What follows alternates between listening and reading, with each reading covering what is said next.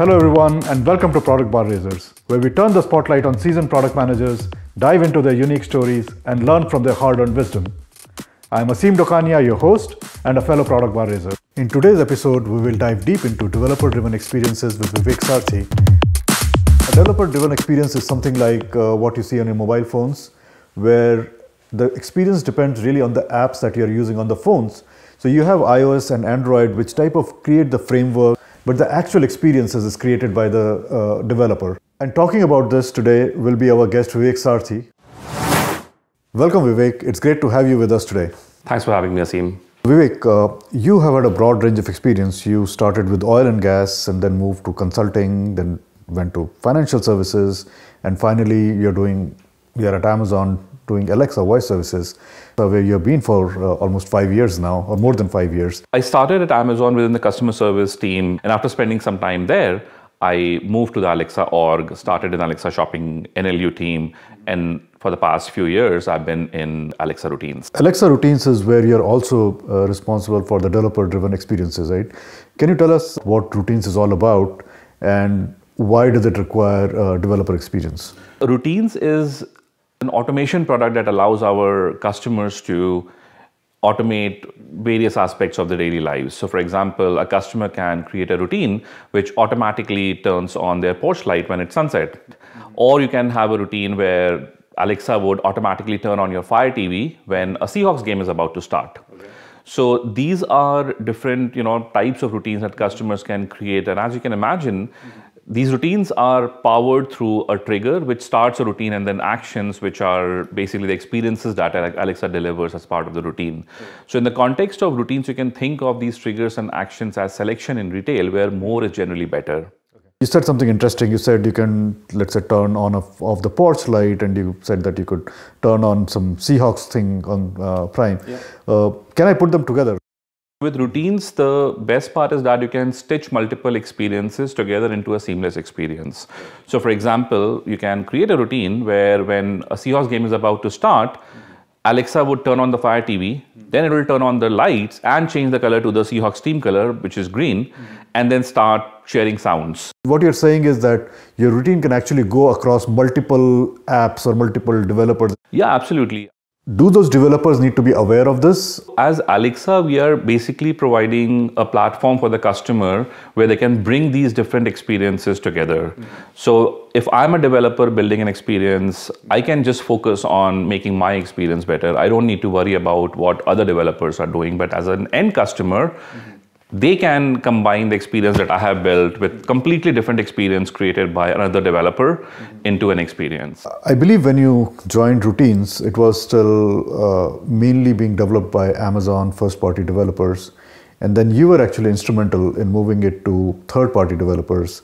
So what drove you to do that, and how did you go about it? So one of the things about Routines is that we need a large catalog of triggers and actions because they unlock different types of routines. And until I joined, first-party developers were building these experiences incrementally, which led to a certain catalog size. And what I felt is that if we can externalize our backend platforms to third-party developers, we would be able to enable them to build different experiences, which would result in a large catalog for our end customers, making routines as a better overall product. So that is what really triggered this idea of externalizing our platforms, letting developers build on top of our platforms. You need a large catalog, and this is a good way to go, or maybe the only way to really expand your catalog. Right. But I'm guessing this requires a big change in the way your org is thinking. As a product manager, who are the stakeholders you have to convince? What did you have to do to really initiate this? Yep. In typical Amazon fashion, when we develop these products, we write these documents, which we call press release, frequently asked questions. So I had to do that for this whole new vision that I had come up with. So it required, of course, meeting a lot of stakeholders, like, for example, people from business development, because they are the ones who are in contact with developers, who are talking to developers, know what developers are looking for. Solution architecture teams that actually help developers integrate with our systems, marketing teams, and of course, within our own leadership chain. So it did require us presenting this document, which is the PRFAQ, to a lot of different stakeholders and getting them excited about the overall vision. Once you've found that everybody's aligned to your PRFAQ, how did you approach the developer community? This is where the engagement with the customer, in this case developers, is very different from the engagement that you typically have with end users. So in our case, in this particular product, we started talking to a lot of different developers to understand really their pain points. And in the process, a lot of developers really got interested in the vision, and they came forward to help us develop our product. So in the case of end user experiences, for example, you do a lot of user studies, and that determines your initial MLP or the minimum lovable product. In the case of developers, we felt that we should keep developers engaged because they are the ones who will determine and guide our roadmap and how our MLP should be constructed. So it was a lot of communication with our external developers. When you are trying to create a vision for the product, for a North Star, for a product which is wholly owned by you, you talk to customers, you do customer research, etc. Yep. But for a developer-led experience, how do you go about designing the vision and strategy? Jeff Bezos famously said, "Be stubborn on your vision, but flexible on the details." And in this particular case also, I don't think we really changed the vision of routines as a product.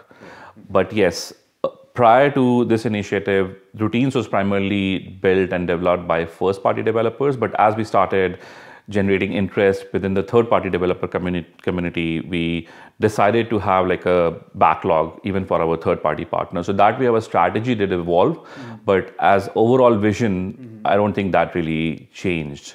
For Alexa, there are millions of users. The community of developers that you work is much smaller, maybe a few hundred, maybe a few thousand. Does your process of prioritization change because now you're talking with a smaller set of users? The way we approach prioritization is very different for developer-facing products. So the usual process that we have followed is when we come up with a product idea, we would talk to some developers, and maybe some of the developers would be interested and would express strong interest in onboarding to your MLP, the minimum lovable product.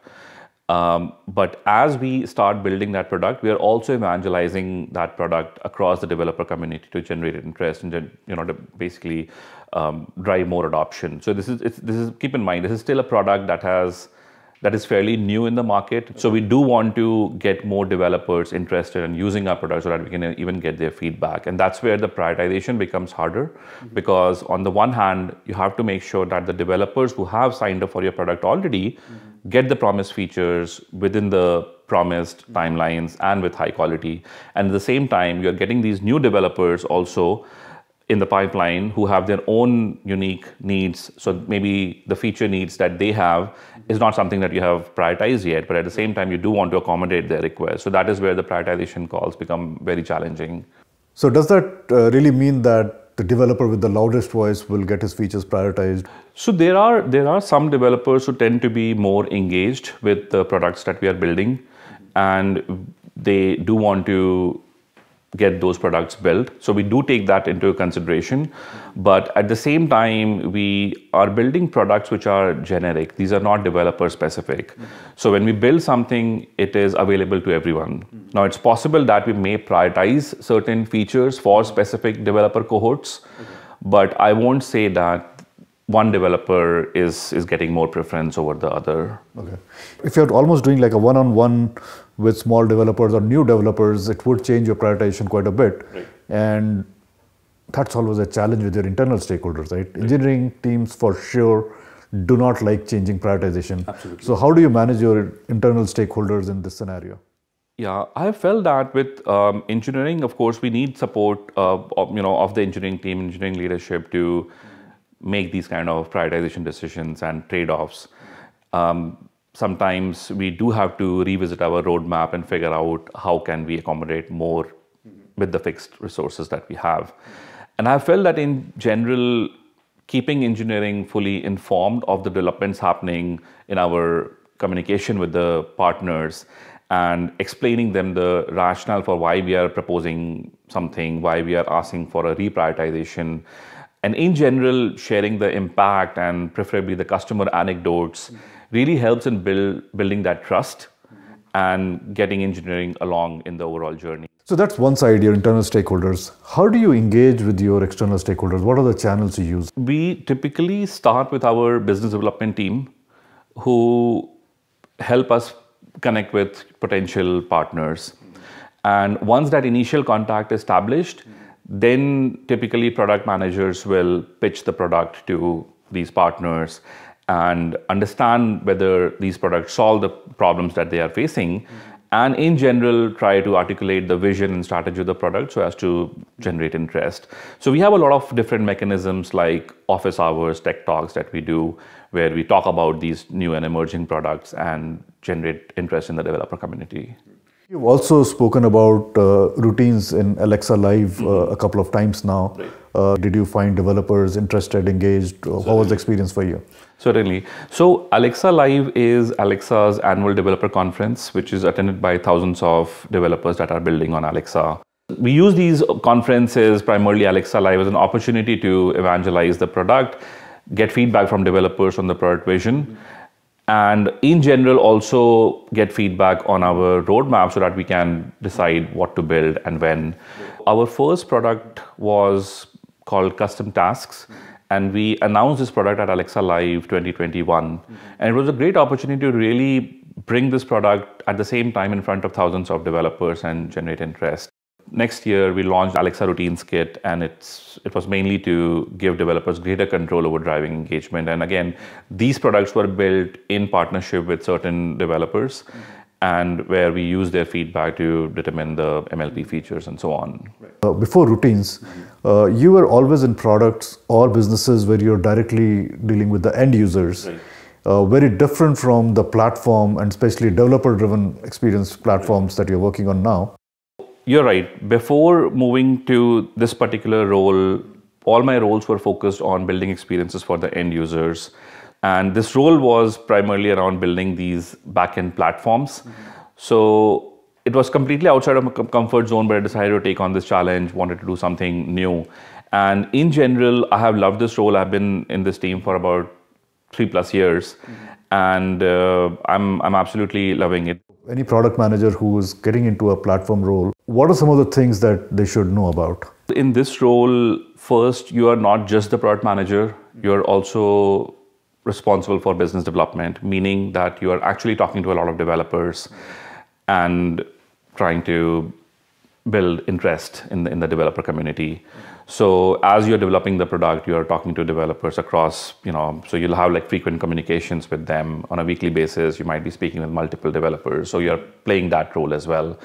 And one of the challenges is that not all developers would be equally excited about your product. Some of them may have different priorities at the time, and some of them may have feature requests that is not on your near-term roadmap. So if a developer does not adopt your product, sometimes it could be a bit disheartening, but that's part of the role. And that's what makes it very different from the roles which are focused on entirely in customer experiences. So that is one. The second thing I would say is it requires making tough trade-off decisions. In general, product managers are expected to make these trade-off decisions, but I felt that with developer-facing products, these trade-off decisions become much harder because you're balancing the needs of developers who have already signed up for the product versus the developers who are now expressing interest in adopting the product. So having constant negotiations with engineering, that's one thing which makes it a bit different and more challenging. And so there is this developer side, right? And then there is this other side, which is the customer facing side. Is that a different product manager who focuses on the customer facing side of things? No, it's still me. It's still our team. So the way this works is that we are essentially building products for developers so that they can use our platform to build experiences for their customers, which are essentially Alexa customers. So the products that we built has both a DX component, developer experience component, and at the same time, we have to design the actual end customer experience as well. And these experiences are delivered to end customer both through voice user interface on Alexa, as well as through GUI, which is typically the Alexa app or the screen-based Echo devices. So we are responsible for both. How do you ensure that the developers are meeting the quality for your customers? We have checks in our systems. We do some manual testing as well as some automated testing to ensure that the quality bar is met for the end customers.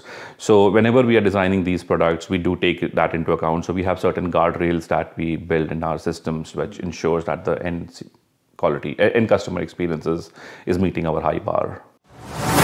In the current role that you have, what has been the most challenging part of that role?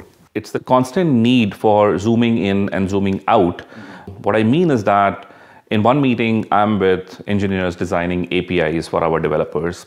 And in the very next meeting, I'm with my UX team thinking about what the voice user interface should look like or what the GUI should look like on the screen-based Echo devices or on Alexa apps. This doesn't let you settle and get into a flow. So as a product manager, it's really important to figure out and identify like the times when you can really do some deep thinking and figure out what's the long-term vision of the product. Anything else that you think product managers on developer experience should know about?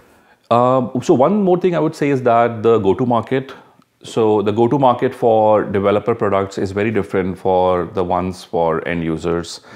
So for example, in this particular case for developer products, the product managers have to be more closely involved in defining the go-to-market strategy. And there are many things that we do. Like for example, we use these developer conferences as an opportunity to evangelize our products. We also do tech talks. So those tech talks are delivered typically in collaboration with engineering, where product talks about, let's say, the product value prop, the benefits of the product to developers and end users. Engineering would then talk about the actual onboarding steps and answer any technical questions. And in general, product is also involved in addressing developer inquiries, which could be technical in nature. So these are some of the things that make the go-to-market for developer products a bit different for end customers. Finally, any set of tips and tricks for platform product managers? I'd say three things. First and foremost, keep engineering involved in the overall journey. Make sure that you establish very strong and trusted partnership with engineering. And this is important not just for the overall success of the product, but I feel it also makes the workday more enjoyable. The second is constantly test your hypotheses. Don't just look for data that supports your hypothesis. Many times we as product managers tend to get emotionally attached to the product rather than to the customer problem and start seeking data which supports the hypothesis. Sometimes you'll be surprised that the problems that you are looking to solve are not the problems that the developer wants you to solve. So it's important to establish that communication channel with the developers, continuously learning about their pain points. And then finally, I'd say that technical skills are important, but at the same time, it's not that you need coding skills or a degree in computer science. You need to be technically literate, meaning that you should be able to have an informed conversation with engineering. And when they are explaining you the technical trade-offs, you are able to understand it. So I would say collaboration with engineering, constantly testing your hypothesis, and then building technical skills are three important things that are important for a technical product manager in managing a platform product.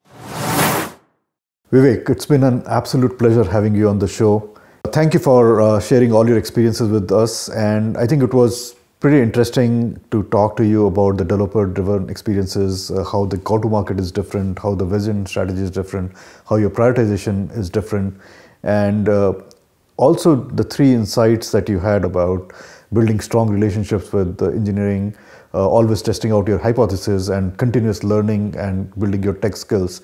I think these three things are really important for the product managers as they build their career and as they get into platform product management. Thanks for taking the time. Yeah, thanks for having me, Asim. It was great talking to you. I hope you enjoyed today's video and got some valuable insights from Vivek. To continue getting these insights on product management, subscribe below to Product Advisors and don't forget to like this video.